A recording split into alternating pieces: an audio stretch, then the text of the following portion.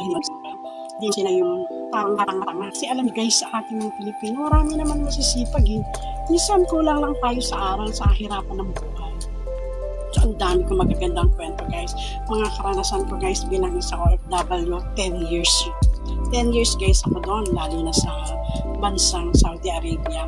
So, kaya guys, kung meron kayong kapatid, ate, nanay, o yung mga lola nyo na malalakas pa na gusto nila mag-abroad, yung mga first timer nila, baka gusto nila makinig.